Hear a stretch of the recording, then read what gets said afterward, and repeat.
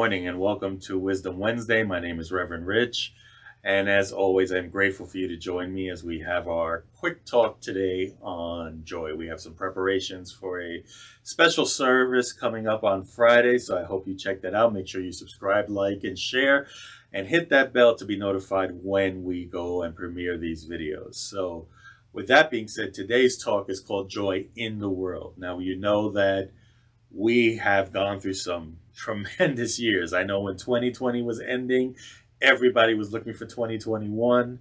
And 2021, I can only give my opinion of it, seemed to have had even more challenges where we thought we were out of the dark, out of, that thing.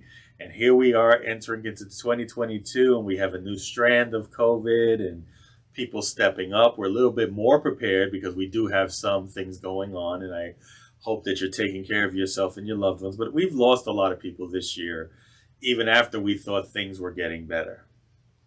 We've had friends who have ended up catching COVID and ending in the hospital where we thought we were in the better side of things. So how do we find joy in the world at this time?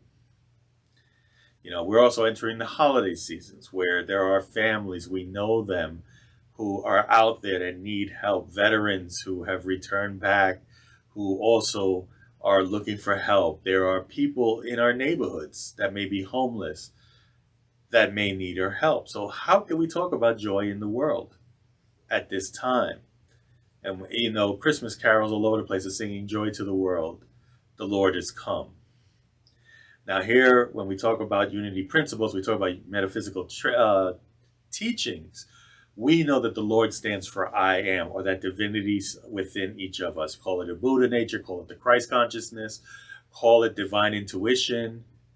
But it is that birth of that within. So if you take the song Joy to the World, the Lord has come, and change that word Lord, imagine the changes we can do in the world today. If we brought the best of us in a joyful manner to whatever situation there is. I had a mentor a long time ago who used to tell me, anytime I would say, yeah, I got a problem I'm trying to take care of, he goes, well, let me ask you something. Can you throw money at it? And I would go, well, yeah. He goes, well, then here's the thing. If it's a situation that just requires some kind of currency or money to take care of, you have exactly that, a situation. Find the joy in what you do, and I guarantee you will find a solution to that situation. A problem is something that requires more out of it. Now, it's kind of simplistic, but it is a truth thing, because when we can change our perspective of the challenges we have using the joyful nature, then we know we're headed on the right track. Perfect example of that, if we use John 15:11, these things I have spoken to you, so that my joy may be in you, and that your joy may be made full. We look at a statement like that from the Christian scriptures, we have a person giving you joy and asking your joy to be full. He's sharing his light with you. He's sharing his perspective with you. A lot of times we believe that joy and happiness are synonymous. They mean the same thing. But if you truly look up the meaning of joy, you will see that, yes, they can be synonymous in a certain way, but joy seems to be something that's even deeper ingrained in us. It's something that brings us an inner happiness, an inner fulfillment, I think would be a better word to use here, because happiness, we're happy, we've got a lot of joy, it could be a party, it could be whatever we're feeling it, but happiness could also be fleeting, where joy is down deep in our heart, just like the song says, I've got joy deep in my heart, that song. Either way, it is the joy that we feel deep inside of us. It's that moment of seeing, we talk about being in the Christmas season. I talked about this with my daughter during the gift giving talk this week, or if you didn't check it out, it was yesterday, where we talk about how seeing my kids open their gifts, it wasn't the monetary value that made it special. It was the joy I felt seeing the joy in their face. So like Jesus said in the Christian scriptures, I gave my joy. I bought something from my heart, not my paycheck, not from the money value, not by what society says my kid need right now. I looked into his heart and said, this is what I think he would love or she would love. And when they opened that gift and saw it, and you saw the joy come over, I have given my joy so that your joy may be full.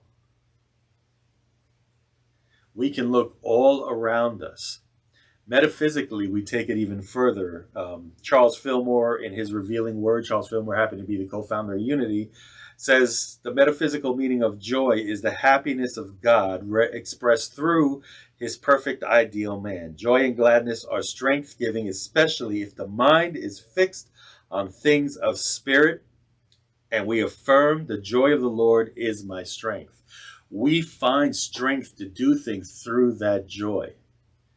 So whether it's the good in us, whatever it is, that joy comes out through the things we do. And sometimes it's just a feeling, and it drives us.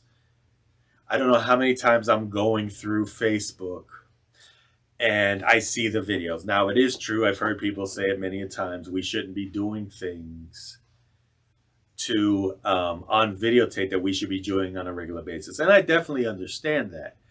But I will tell you the same thing. There's a lot of ideas I've gotten by watching other people who do these acts.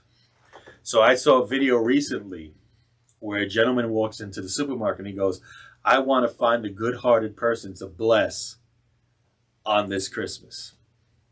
And he walked around the supermarket and he saw an older lady on, I forgot what those carts are called. And he was like, yeah, I'm looking for someone to buy this ham so my family could have a Christmas dinner. And she goes, I don't have much, but here's $10 toward the ham. I can't pay for the whole thing. And he's like, for real, for real? She's like, yeah, no, this is a season to give.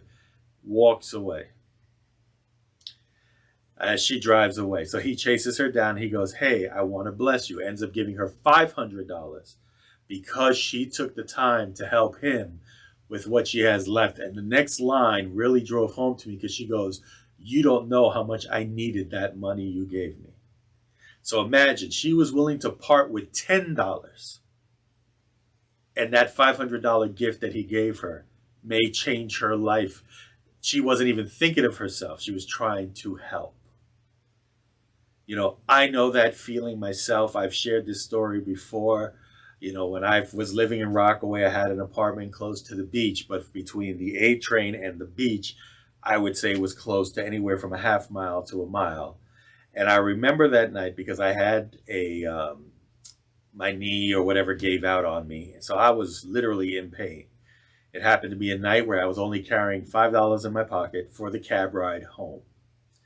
And I remember seeing this young man, he couldn't have been more than 16 years old, drinking beer. But see, there was something different about that situation because he wasn't just sipping a beer like most people would do. He was sipping it in a way that he looked hungry. And I limped my way out of the train station. And when I got downstairs, sure enough, I saw him digging through a dumpster. So here's the choice. Do I take my last $5 and give it to him? Or do I take my cab ride and comfort home? Well, here's what I said to myself. I have food at home. And yes, it's going to take me a little longer to walk home. Maybe a little much more painful. But if I can bless this child with $5 to go get a soda and some food, and that his belly may be full for the night, I would be glad. Now, I know a lot of you, have adhered to this, and we've heard it 100 times. Oh, you shouldn't give money to people because all they're going to do is either drink it or drug it. And I've always had the philosophy that Wayne Dyer taught in one of his stories. And I will give you the ending of my story in a minute, where in his story, he would go out after all his workshops and just walk around with his entourage, we'll say, and they would find someone. Well, one day he came across a young lady sitting outside and begging for money.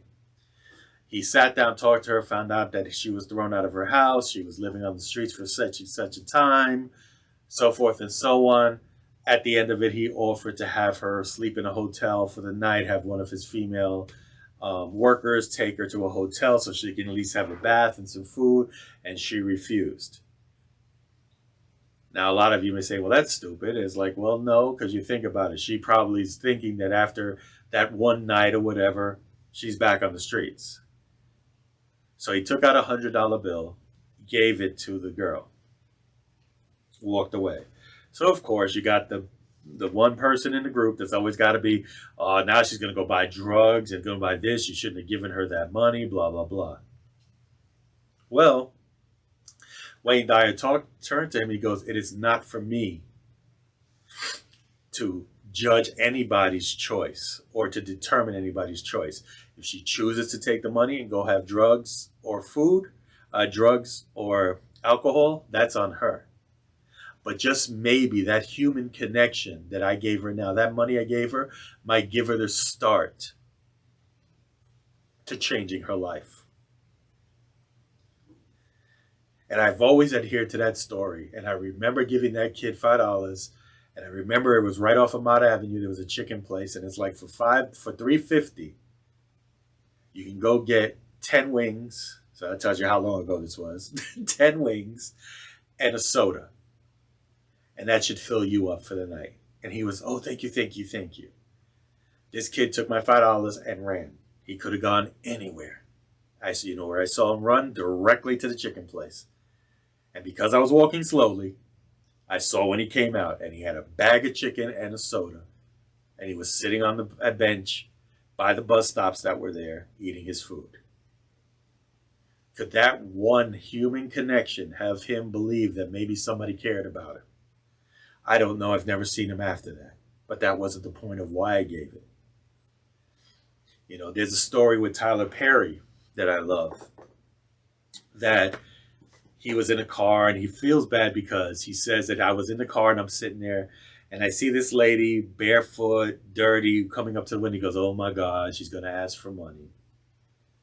And she knocks on his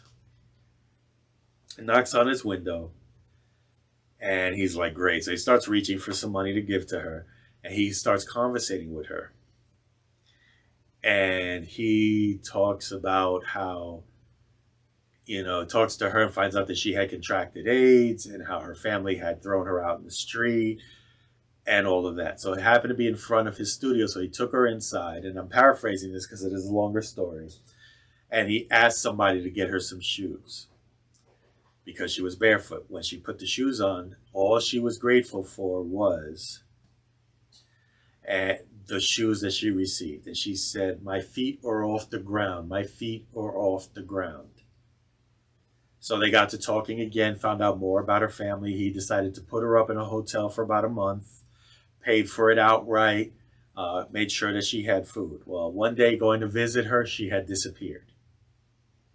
So, what can you do? You did your charity work. You did whatever you needed to do. You helped her out. He said a number of years later, he came back and saw a young lady, and he didn't recognize her until he looked in her eyes and recognized it was the lady that he helped. And that lady, because of that one human connection, went home, reconnected with her family, found a job, found an apartment, started living on her own, no longer on the streets because of one human connection. And yes, you don't have to be Tyler Perry or Wayne Dyer to bring joy to somebody's life for even 5 minutes. There are small things you can do. And as Charles Fillmore's choice, it is the good within you, the God within you that expresses that joy, and that joy becomes our strength. And if you can share that joy with anyone else, it becomes their strength. You're giving them permission to be open to joy. You're giving them permission to share that joy with other people. And if you've listened to my talks, you hear me constantly say permission, because it's very important that we realize that a lot of times we don't shine our light. We don't share ourselves because we're so afraid of our greatness, as Marianne Williamson says in her quote. We are so afraid of our greatness that we will dim our own lights. That joy that this world needs today. There are people, I can guarantee you that as you're watching this, you can think about 5 or 6 people right now you can bless with your joy. There are people, as I look through my wall, there is Tom Harrington. What a wonderful artist, and he's a teacher as well. And I look up and I see the picture he drew me, a caricature of me as a minister, okay? And how he blesses people with his talents. All the Unity ministers that I have met, from Reverend Diane Sickler to Reverend Ogan to Reverend Sandra Campbell, and all my UUMS family, and how they've blessed me and my family. The joy they bring, not only to me, but to the congregations they serve, to the students they help. I was blessed to now be working with our Silent Unity prayer ministry. And I've met some wonderful people, and I've only been there 2 weeks. But that tells you how joy can be brought in so many simple ways. Could you bless somebody this week, a couple of days before Christmas, with something? Whether it be a small gift, whether it be a smile, a hug, a song. My daughter has directed our candle lighting service, which normally takes place in a church with up to 100 people in the pews, big music, big speakers, and converted it to a small family affair so that we can share our family joy with yours. What are you willing to do this week to bring joy into your life? To light that candle of joy in your life? To help light the candle of someone else's joy so they can do the same for someone else? And not only during the holiday season, but during all of the year. Every day. Again, we know the biblical saying, this is the day the Lord has made. Let us be glad and rejoice. Think of that statement. Remove the Lord and put I am, or the divinity in me. Today is the day that I have made. Let me not complain. Let me not put down. Let me rejoice. Let me rejoice. Let me celebrate joy in the day, no matter what I think it's like. And know that it's that much better. And I know that the person I share it with will receive that energy as well. What are you willing to do this week to truly give yourself permission to celebrate life in a joyous manner? No matter what your bank account looks like. No matter what your relationships are right now. No matter what you perceive as your health being. How can you find joy in everything that's going on? We all have challenges. And as Les Brown says, we don't have problems, we don't have bad days, we have character building days. So when I can find the joy even in my issues, even in my situations, even in my problems, and know that my character is building from this situation, I find joy. So going back to the song, I've got joy deep in my heart. Find the joy deep in your heart today. And make it a point to gift it to someone else. As always, if no one else has told you, I love you. And there's nothing you can do about it. And I will see you on our next episode.